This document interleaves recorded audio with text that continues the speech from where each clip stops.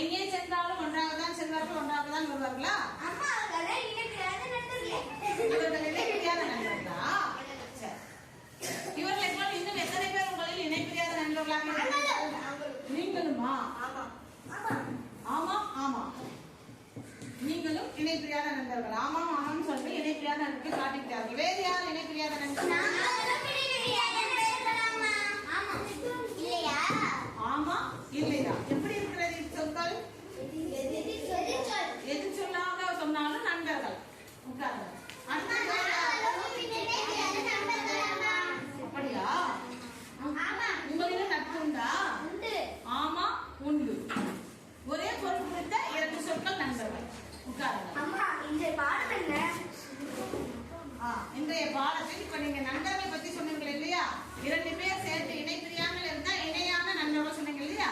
அதே போல சொற்களிலும் 2 சொற்கள் சேர்ந்து வரும். இணைப்பிரியாத சொற்கள் உண்டு. இணைப்பிரியாத சொற்கள் உண்டு. அது பல வகைகளும் உண்டு. அதற்கு முன் உங்களுக்கு ஒரு பாடல் பாடலாமா? பாடலை முதலில் படித்து பாருங்க, அதன் பிறகு பாடலாம். ஒரு பொருள் இருக்கு, ஒரு பாடல் முதல்ல படிங்க படிங்க. முதல்ல படித்துட்டீங்களா? பாடலாமா? முதல்ல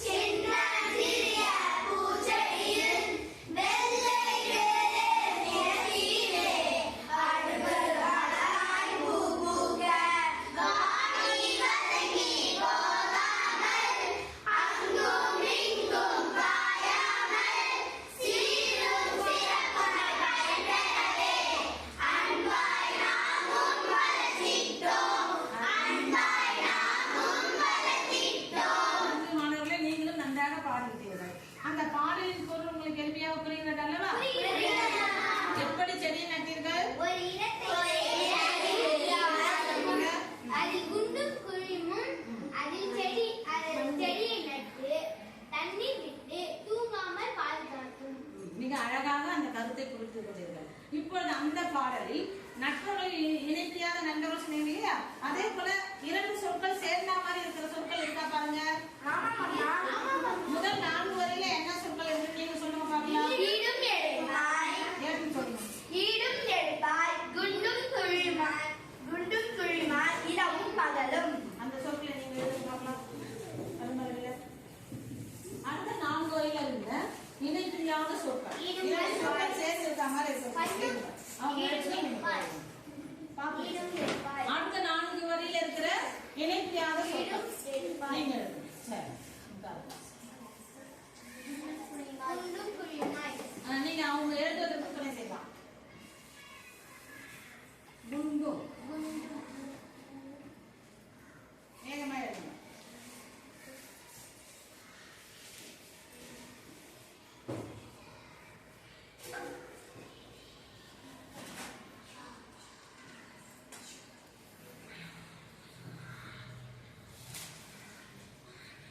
இரவும் பகலும்.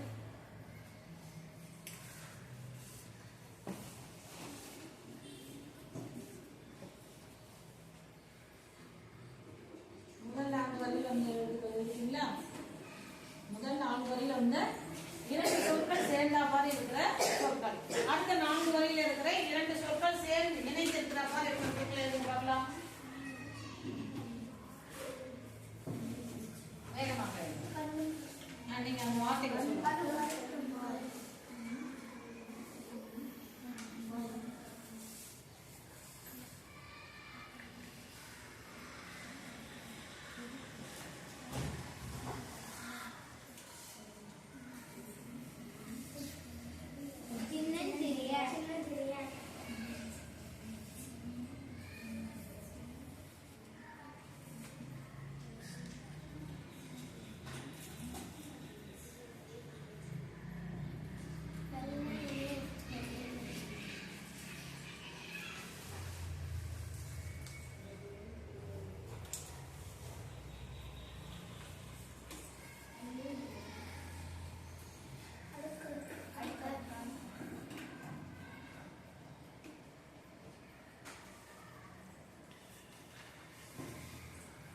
கடைசி 4 வரியில இருக்கிற இணை பிரியாத சொற்கள். அடுக்கடுக்காய்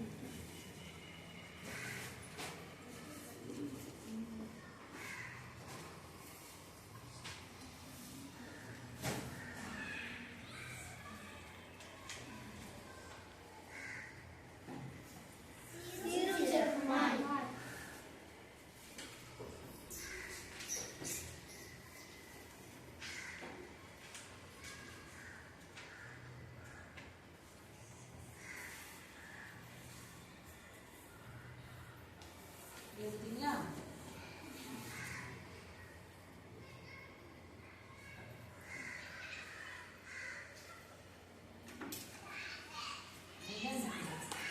இப்போ அந்த பாடல்ல 2 சொற்கள் இணைந்து உள்ளது போன்ற சொற்களை மட்டும் நீங்க எடுத்து எழுதிருக்கீங்க இல்லையா? இந்த சொற்கள் எப்படி இருக்கு பார்க்கறதுக்கு? 2 சொற்கள். ஆனா 2 சொற்கள் எப்படி வந்திருக்கு? எப்படிமா வந்திருக்கு? 2 சொற்கள் எப்படி வந்திருக்கு? சேர்ந்து இணைந்து வருகிறது. இப்படி 2 சொற்கள் சேர்ந்து வந்தால் இணைந்து வந்தால் அந்த சொற்களுக்கு பேர் தான் இணை சொற்கள். என்ன சொன்னா? இணை சொற்கள்.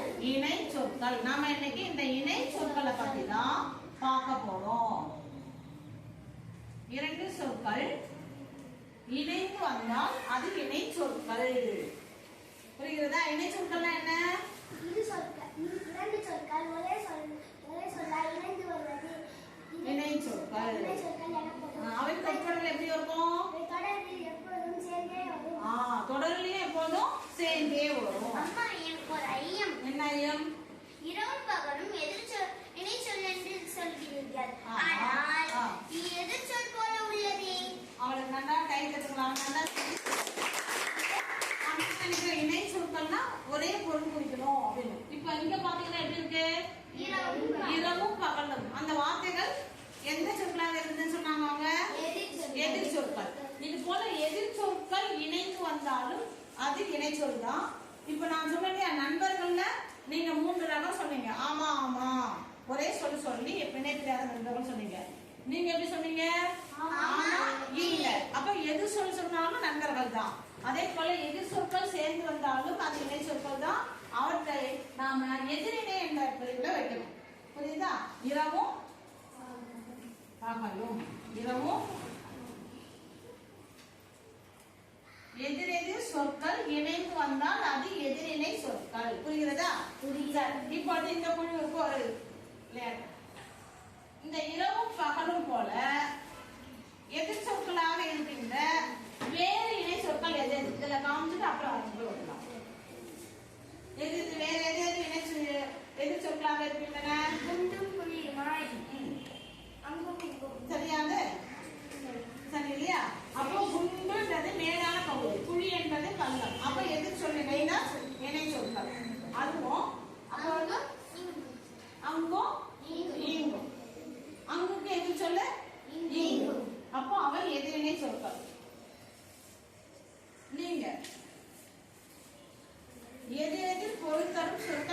வந்தா எதிரிணை சொற்கள். சரி, இப்போ அடுத்தது நாங்க இப்போ இங்க 3 படம் ஒட்டிருக்கு இல்லையா? அப்போ இன்னொரு ரகமும் இன்னொரு வகையும் இருக்கு அப்படின்னு தெரிஞ்சுங்க. இதுல மீதி இருக்கிற சொற்கள்ல வேறு வேறு சொற்களா இருக்கணும், வேறு வேறு சொற்களாக இருக்கணும். ஆனா ஒரு பொருள் குறித்த சொற்களா இருக்கணும். எப்படி ரயில் வண்டிகளுடைய தண்டவாளம் எப்படி போகுது?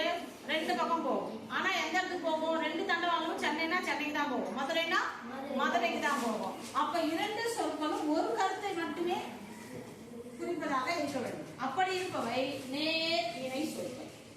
2 சொற்கள் ஒரு பொருள் குறித்திருக்கும். அப்படி எது இருக்கு? நீங்க கண்டுபிடிங்க பார்க்கலாம். என்னென்ன சொற்கள்? வேறு வேறு சொற்களா இருக்கணும், ஆனா ஒரு பொருள் குறித்திருக்கும்.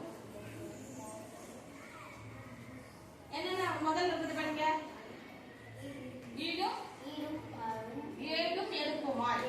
ஈடு வேற எடுப்பு வேற, ஆனா ஒருத்த சிறப்பா இருக்கிறத குறிக்கிற சொற்கள். அதனால அது என்ன வகை? என்ன வகையான சொற்கள்? அதுக்கு எங்க இருக்கு பாருங்க, அந்த பேப்பர் எடுத்து பார்க்கலாம். அந்த சொல் அட்டையை வேற நேரிணை சொற்கள். வேறு வேறு சொற்கள் ஒன்றாக இணைந்து ஒரு பொருள் குறிக்கணும். என்ன சொல்ல இருக்கீங்க? வெள்ளை வெள்ளை என்பது ஒரே சொல் இல்லையா? ஒரு சொல்லே அடுத்தடுத்து வந்துருக்கு. அப்படி வரும்போது அவை சரியில்லை. ஏன் அந்த சரியில்லைன்னு சொல்லணும்னா, இப்போ ஒரு டம்ளர் தண்ணியில கொஞ்சோண்டு வண்ணத்தட்டு வந்தா எப்படி இருக்கும்? கொஞ்சம் நிறைஞ்சிருக்கு. அதே இன்னும் அதிகமான நிறங்களை போட்டு கலக்கினா எப்படி இருக்கும்?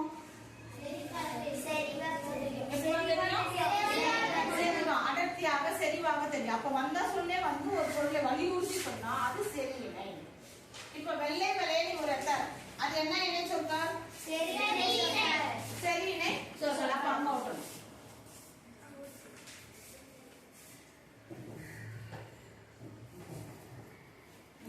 அடுத்த இதே போல சரியிணை சொல்ல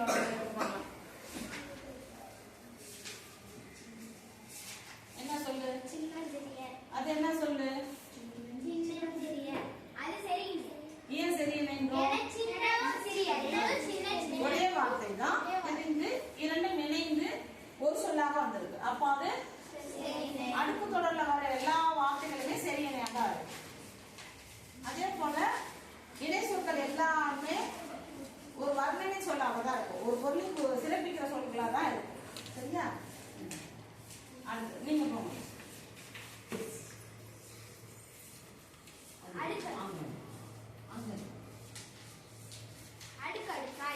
இது என்ன இணை சொல்லு? ஏன் அடுக்கடுக்கா என்பது சரி இணைன்னு சொல்றீங்க? அடுக்கு வந்த சொல்லு அடுத்து வந்து ஒரு பொருளை வலியுறுத்தி சொல்றதுனால அது என்ன இணை? அப்ப சரி இணைன்னா என்ன அர்த்தம்? சரி இணைன்னா என்னம்மா? ஒரே சொல் குறித்து இரண்டு சொற்கள் வலியுறுத்தி வருவது சரி. அந்த சொல்லே வந்து அந்த பொருளை வலியுறுத்தினார். நீங்க சொல்லுங்க. இணை சொற்களில் ஒன்றையே வலியுறுத்தும் சொற்கள் இணை சொற்கள். இணை சொற்கள் ஒன்றையே வலியுறுத்தும். இப்ப வெள்ளைனா வெள்ளையே வலியுறுத்துற சொல், சின்னதுன்னா சின்னதையே வலியுறுத்துற சொல், அடுக்குனா அடுக்கு, அந்த அடுக்கையே வலியுறுத்தினால 2 சொற்களாக இருந்தாலும் ஒன்றையே வலியுறுத்தினால இது என்ன இணை சொற்கள்? இணை சொற்கள். எதிரெதிர் சொற்கள் இணைந்து வந்தா இணை சொற்கள். எதிரெதிர் பொருள் தரும் சொற்கள் இணைந்து வந்தால் எதிர் இணை சொற்கள் எனப்படும். எதிரெதிர் பொருள் தரும் சொற்கள் இணைந்து வந்தால் எதிர் இணை சொற்கள் எனப்படும். சொல்லுங்க, மீண்டும் சொல்லுங்க. இணை சொற்கள் எதிரெதிர் பொருள் தரும் சொற்கள் எதிரெதிர் பொருள் தந்தால் இணைந்து வந்தால் இணை சொற்கள் எனப்படும். அடுத்து வார்த்தை படிங்க. இது என்ன இணை சொல்லு? எப்படி நேர் இணைன்னு சொல்றீங்க? சீரும் சிறப்பும் வேறு வேறு சொற்கள் ஆனால் ஒரே பொருள் தரும். சிறப்பு என்ற ஒரு பொருளை மட்டும் தரதுனால 2 சொற்கள் இணைந்து ஒரு பொருளை குறிக்கிறதால அது நேரிணை. அடுத்தது தீபா எழுதுங்க. என்ன வார்த்தை இது? படிங்க பார்க்கலாம். ஆடி வதங்கி. என்ன இணை சொற்கள் இது? நேரிணை. ஏன்? ஏன்னா அது வேறு வேறு சொற்களா? வேறு சொற்களா வந்ததுனால அது நேரி. ஒரு பொருளை வதங்கி போச்சு அப்படின்ற ஒரு பொருளை குறிக்கிறதுனால இது என்ன இணை சொற்கள்? வாடி வதங்கி. வாடி வதங்கி ஒரு பொருளை குறிக்கின்ற நேரிணை சொற்கள்.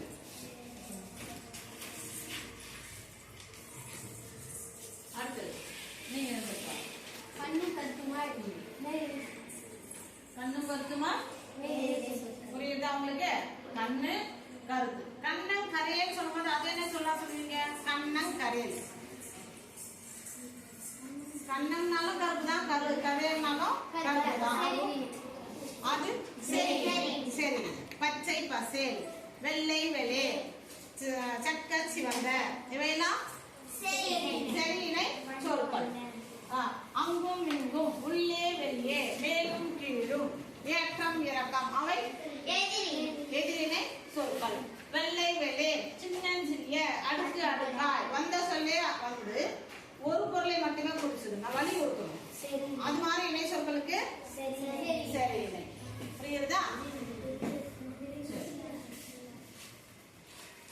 இப்போ உங்களுக்கு ஒரு சின்ன செயல்பாடு. சரியா? இப்போ இங்க நான் படம் போட்டிருக்கேன். இந்த மரத்தை பார்த்துட்டு உங்களுக்கு என்ன தோணும்? அங்க அதற்கேற்ற இணை சொற்கள் கொடுத்திருக்கேன். இந்த பொருளை ஒருத்தர், அந்த பொருளை ஒருத்தர், அங்க ஒருத்தர், இங்க ஒருத்தர். மாமி பேர்ல வந்து முதல்ல மரத்துக்கு ஏற்ற இணை சொற்கள் கண்டுபிடிங்க.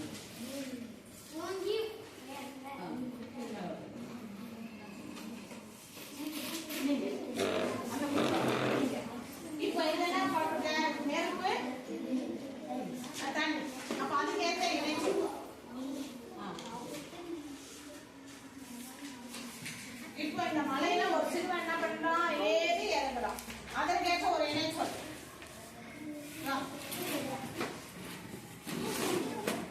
நீங்க எங்க போடுங்க? வா, அல்ல ஏறி இறங்குதல்.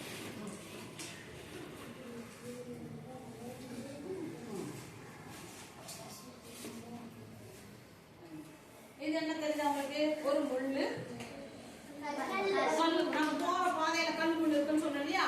அப்ப இந்த இணை சொற்கள் எல்லாம் நம்முடைய வாழ்க்கையில பயன்படுத்துறோம். நம்மளே அறியாமலேயே அவற்றை இணைத்தே பயன்படுத்துறோம். சரியா? இப்ப நம்ம வகுப்பறையிலையும் பாத்தீங்கன்னா நீங்க பாக்கிறத வச்சுட்டே நிறைய இணை சொற்களை உங்களால உருவாக்க முடியும். உங்களால முடியுதா பாருங்க. என்ன இந்த வகுப்பறையில என்ன இப்ப நம்மளுடைய ஜன்னல் கம்பிகள் எப்படி இருக்கு? வரிசை வரிசையாக இருக்கிறது. நீங்க ஒண்ணு சொல்லுங்க பார்க்கலாம். மரக்கிளை எப்படி இருக்கு?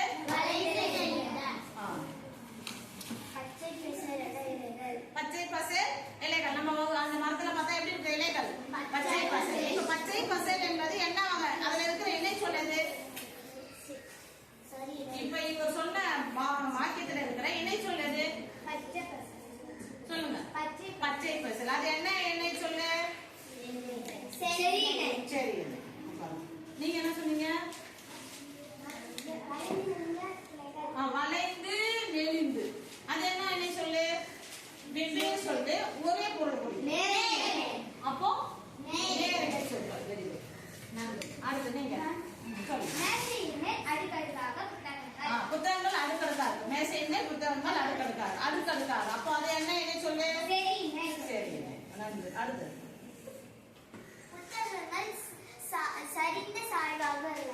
சாய்ந்து சரிவாக உள்ளன. அதே அவங்க சொன்ன இப்ப அவங்க சொன்னதுல இருக்கிற இணை சொல்லுது சாய்ந்து சரிந்து. அது என்ன வகையான இணை சொல்? சாய்ந்து சரிந்து.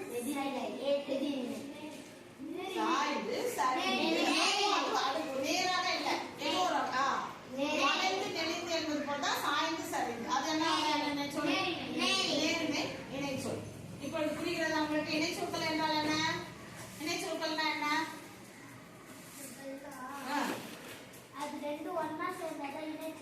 இரண்டு சொற்கள் ஒன்றாக சேர்ந்திருப்பது இணை சொற்கள். இணை சொற்கள் எத்தனை வகைகள் இருக்கு? 3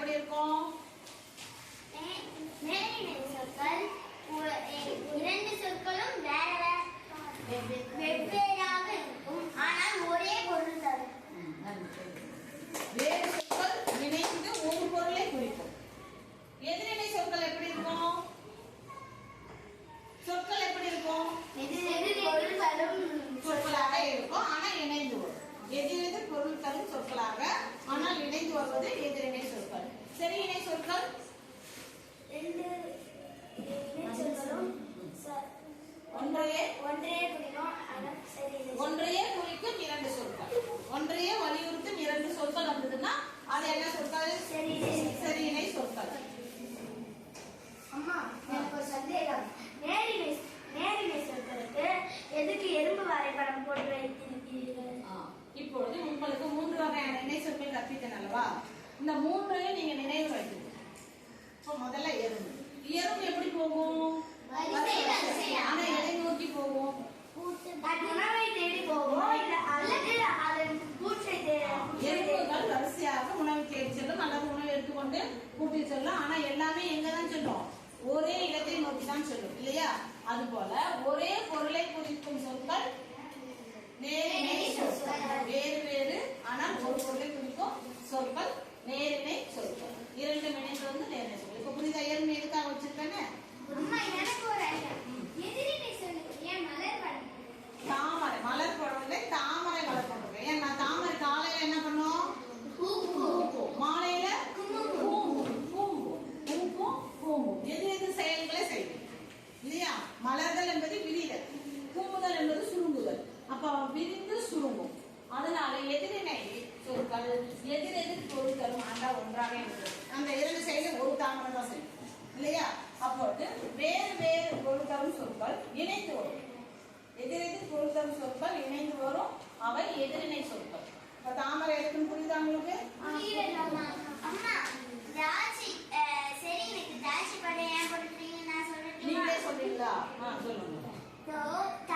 திராட்சை பழத்தை தனியா பார்த்தா செறிவா தெரியாது. ஆனா நம்ம அப்படியே கொத்தா பார்த்தா நல்லா செறிவா அதோட நேரமும் செறிவா தெரியும், அளவும் பெருசா தெரியும் இல்லையா?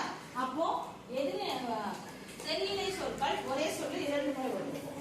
ஒரே பொருளை வலியுறுத்தி சொல்லும். அதனாலதான் இந்த பாடம் இதுக்கு அவங்களுக்கு இப்பொழுது உங்களுடைய பாடநூல் பயிற்சி முன்ன இருக்கிற பயிற்சிகளை பார்க்கலாமா? பார்க்கலாமா? பயிற்சி 6 அலகு 6 பயிற்சி 6.6 நீங்க படிங்க. படங்களுக்கு ஏற்ற இணை சொற்களை எடுத்து எழுதுவேன்.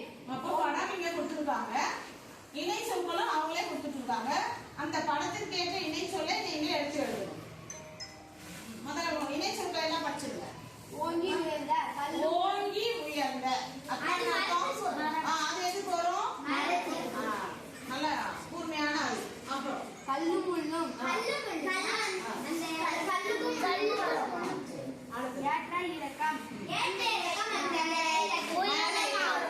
மேல ஏறி இறங்குறதுக்கு ஏற்ற இறக்கம். நீரும் நெருப்பும் நெருப்பு ஒன்னா இருக்குமா? நீர்ல நெருப்பு பட்டாலும் அணிஞ்சிடும், நெருப்புல தண்ணி பட்டாலும் நெருப்பு. அப்போ எதிரெது சொற்கள் எதிரிணை. சரியா? இந்த பயிற்சியை நீங்க முடிச்சுடுங்க. அந்த இடத்துக்கு நேரம் எழுதுங்க.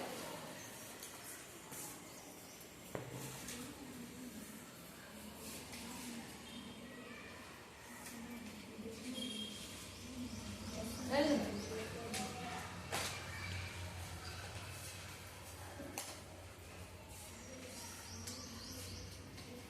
நீங்க எழுதுக்குள்ள நான் அடுத்த செயல்பாட்டுக்கு ரெடி ஆகிறேன். புரியுதா? அடுத்த செயல்பாட்டுக்கு தயாராகணுமா?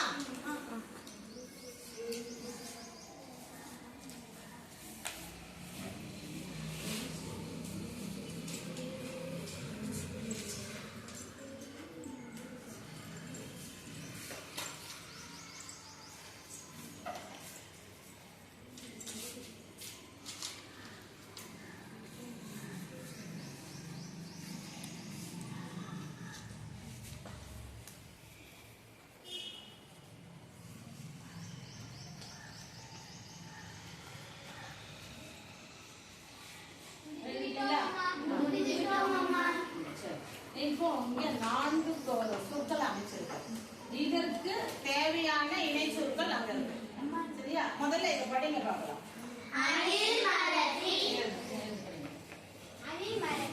அணில் மரத்தில் என்ன பண்ணணும் கற்பனை பண்ணி வச்சுக்கோங்க. தொட்டியின் செடிகள் எப்படி வளரும்? வளரக்கூடாது, அதை கற்பனை பண்ணுங்க. அடுத்தது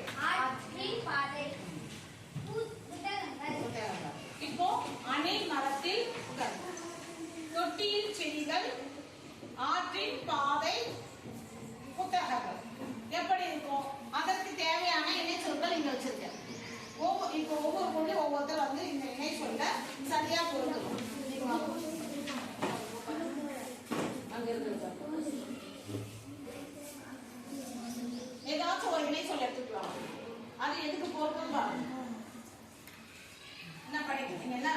படிங்க. வளர்ந்து நெளிந்து. ஆற்றின் பாதை. ஆற்றின் பாதை எப்படி இருக்கும்? வளைந்து நெளிந்து.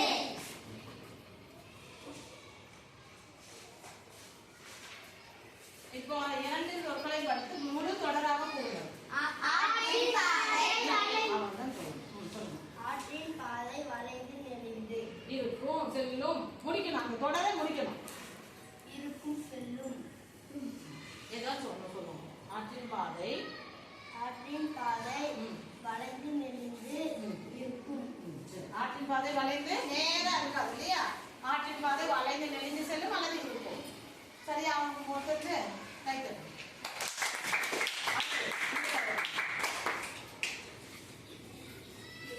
அடுக்கு அடுக்காக புத்தகங்கள்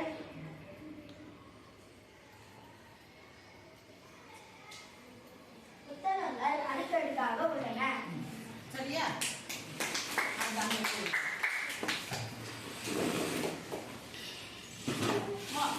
அந்த முள்ள ஒருத்தர்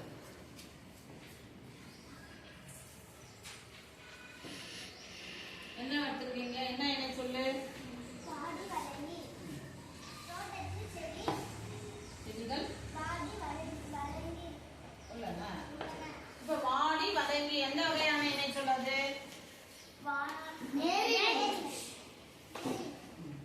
வளைந்து நெளிந்து இங்க எழுது. வளைந்து நெளிந்து எந்த வகையான இணை சொற்கள் அது? நேர். சொல்லுங்க. என்ன சொற்கள் படிங்க. அணில் மரத்தில் அணில் மரத்துல என்ன பண்ணும்? இறங்கி விளையாடுகிறது, ஓடுகிறது. யாராச்சும் சொல்லுங்க பார்க்கலாம். அணில் மரத்தில் ஏறி இறங்கி விளையாடுகிறது. அது ஏறி இறங்கி எந்த வகையான இணை சொல்? ஏறி இறங்கி எதிரிணை சொற்கள். புரியுதா? இப்பொழுது மீண்டும் ஒரு முறை இணை சொற்கள் பற்றி பார்ப்போமா? இணை சொற்கள்னா எப்படி இருக்கும்? இணை சொற்கள்னா எப்படி இருக்கும்? நீங்க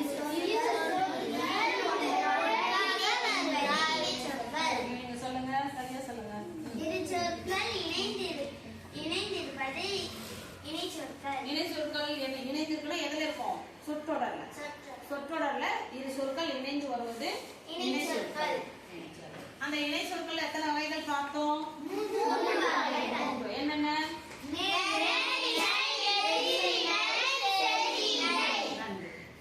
நேரிணைக்கு ஒரு உதாரணம் சொல்லுங்க. நேரிணை. நேரிணைக்கு ஏதாச்சும் ஒரு உதாரணம் சொல்லுங்க. இதுல இருந்து.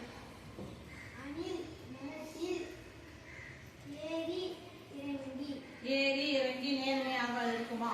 இருக்காது. செயல் ஏறுதல் என்பது ஒரு செயல், இறங்குதல் என்பது வேறொரு செயல்.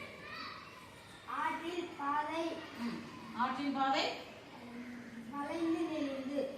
அப்ப வளைந்து நெளிந்து என்பது நேரிணை. எதிரிணைக்கு ஒரு எடுத்துக்காட்டு சொல்லுங்க. அணில் மரத்தில் ஏறி இறங்கி. ஏறி இறங்கி வேற ஒரு உதாரணம் சொல்லி பார்க்கலாம். வேற ஏதாச்சும்?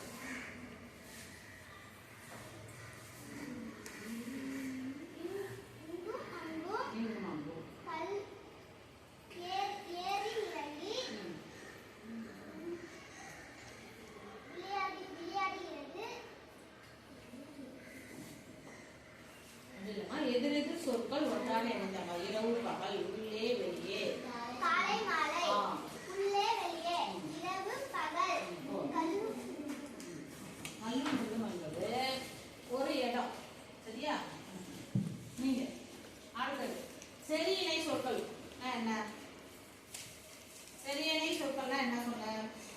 ரெண்டு சொற்கள் ஒரே சொல் ஒரே சொல் இரண்டு முறை வருவது. ஆனா வேற வேற எழுத்தா இருக்கும். ஆனா மீனிங்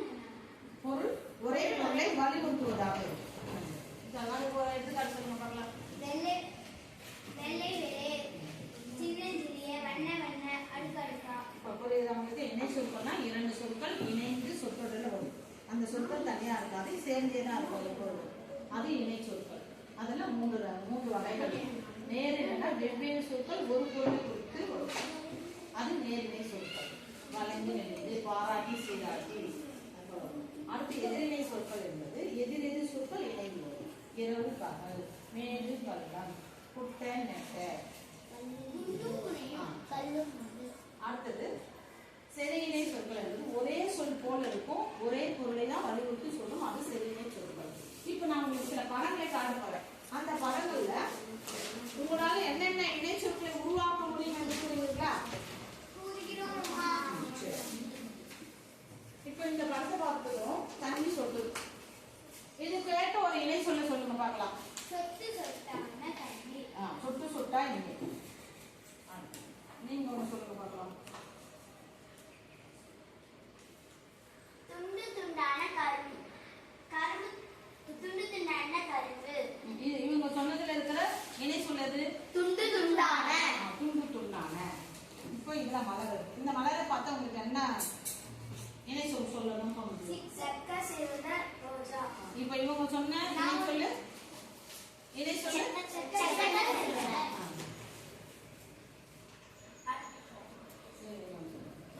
அடுக்கடுக்கான ரோஜா. அடுக்கடுக்கான இதழ்கள். அடுக்கடுக்கான ரோஜா இதழ்கள். ரோஜா இதழ்கள். கை தட்டுங்க அவங்களுக்கு. இப்போ இந்த தானியங்களா இருக்கு. இதை பார்க்கும்போது உங்களுக்கு என்ன சொல்லணும்னு சொல்லுது? என்ன இணை சொல்லி உங்களை அறியாமலே வரும். சொல்லுங்க பார்க்கலாம். முத்து முத்தான தானியங்கள். அப்புறம் சோளம். முத்து முத்தான சின்ன சிறு கம்பு விதைகள். நான் ஒண்ணு சொல்லட்டுமா? முத்தி முதிர்ந்த சோளங்கள். நீங்க முத்து முத்தான்னு சொன்னது என்ன இணை சொற்கள்? இணை சொற்கள். சின்ன சிறியன்றதும் இணை சொற்கள். ஆனா முத்தி முதிர்ந்த முத்தி முதிர்ந்த. ரோஜாப்பு பத்தி மேலே சொல்லிட்டீங்க இல்லையா? செக்க சிறந்த மலர், அடுக்கடுக்கான இதழ்கள் கொண்ட மலர். மயில பார்க்கும்போது என்ன சொன்னாங்க? வண்ண வண்ண. அந்த வண்ண வண்ணம் என்பதை எடுத்துட்டு போவோம். இங்க பாருங்க ஒரு பண்ணை.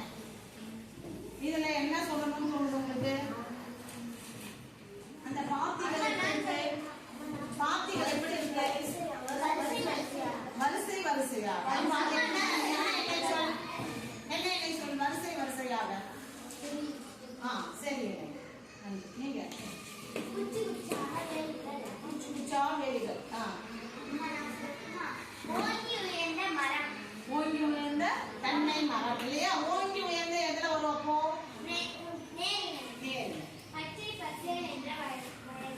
பச்சை பசேல். அப்போ அது எதுல வரும்?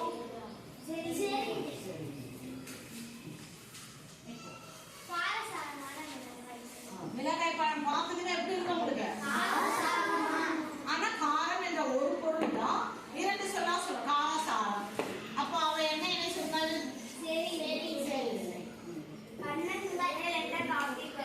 ரெண்டு சொல்லுங்க.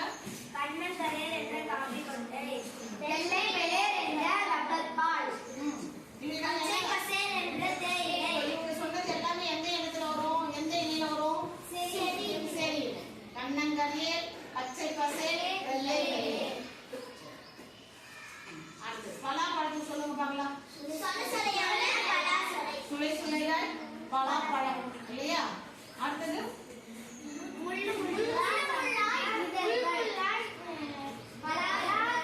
பலான்னு தோல். பலாத்தோல். முள்ளு முள்ளாய் பலாத்தோல் இல்லையா? முள்ளு முள்ளாய் என்பது என்ன இணை சொல்லாகும்? முள்ளு முள்ளு. இரண்டு முறை சொல்லு. சரி. சுளை சுளையா. சரி. மிக நன்றாக புரிந்து கொண்டீர்கள் மாணவர்களே. இப்போ உங்களுக்கு தொடர்படியாக ஒரு பத்தி கொடுக்க போறேன். நீங்க இந்த பத்தியை நன்றாக படித்துவிட்டு அது கீழே இருக்கிற நாட்களுக்கு விடை எழுதி வர வேண்டும்.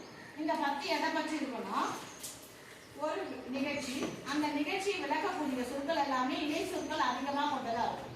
சரியா? அந்த இருக்கிற இணை சொற்களை கண்டுபிடிச்சு அது எந்த வகையான இணை சொல் என்பதை நீங்க கண்டுபிடிக்கணும்.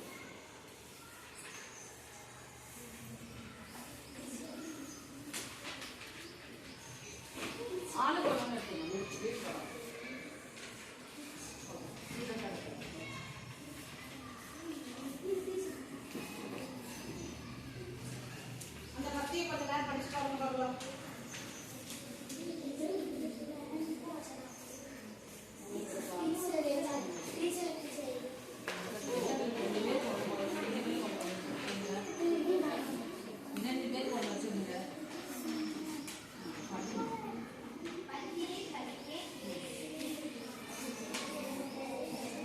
வாய்க்குள்ள அமைதியா ஒரு 2 நிமிஷம் படிங்க.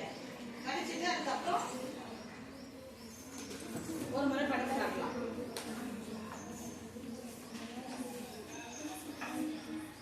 படிச்சிட்டீங்களா? தீபா படிச்சிட்டீங்களா? வேறு படிச்சு பார்க்கலாம்.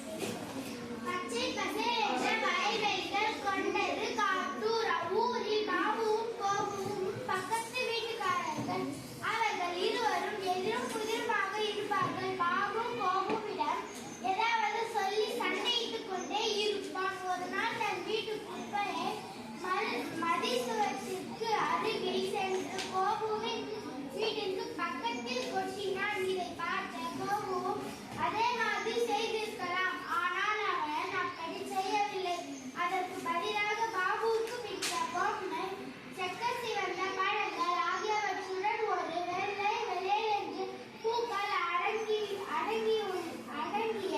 பூக்கொத்தையும் சேர்த்து அவனது வீட்டு வாயிலில் வைத்துவிட்டு வந்துவிட்டான்.